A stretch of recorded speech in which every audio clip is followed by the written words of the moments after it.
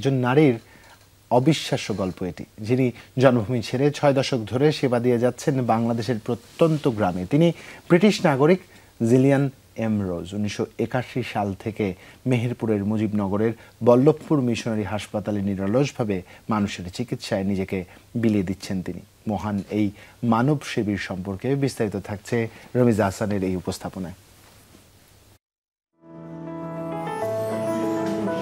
জিলিয়ান Margaret রোজ British নাগরিক। 86 বছর বয়সেও তিনি ক্লান্তিহীন। জীবনের প্রায় 52টি বছর কাটিয়ে দিয়েছেন বাংলার মানুষের সেবায়। 1939 সালে ইংল্যান্ডে জন্ম নেওয়া এই নারী 1964 সালে একজন মিশনারি হিসেবে এসেছিলেন বরিশাল জেলায়। এখানকার মাটি ও মানুষের ভালোবাসায় তিনি এতটাই মুগ্ধ হয়েছিলেন যে তিনি এই ভালোবাসার টানে আবারও ফিরে আসেন। 1996 সাল থেকে তিনি মেহেরপুরের মুজিবনগরের বল্লভপুর হাসপাতালে পরিচালক হিসেবে কাজ করছেন। সেই সময় এই হাসপাতালে কোনো চিকিৎসক ছিল না, তখন তিনি একাই রোগীদের সেবা দিতেন।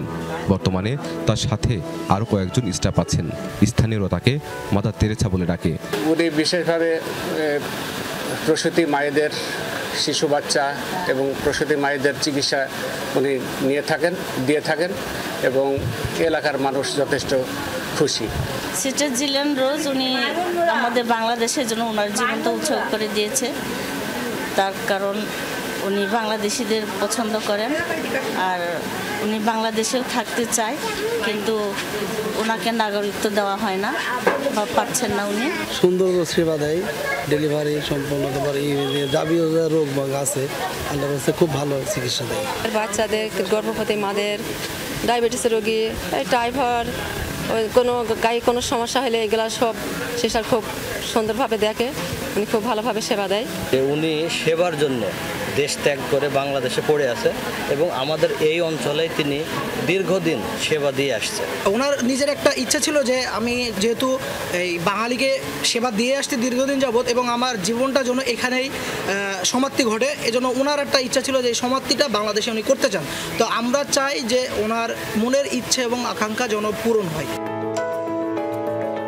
বল্লভপুর মিশন হাসপাতালে জিলিয়ান এম রোজ অবিরত কাজ করে চলেছেন। হাসি মুখে রোগীদের সাথে কথা বলছেন, দিচ্ছেন পরামর্শ। আবার কাজের ফাঁকে ওয়ার্ডে যাচ্ছেন রোগীদের খোঁজ খবর নিতে। আবারও যাচ্ছেন বৃদ্ধাশ্রমে। আমার দীর্ঘদিন কোনো ছাওয়া পাওয়ার নেই, আমার জন্য অনেকে করেছি, কিন্তু আমি বাংলাদেশে অনেক দিন থেকে আছি, একটু থাকতে চাই। যদি পাই খুশি হব, না পাইলে একটু থাকবো।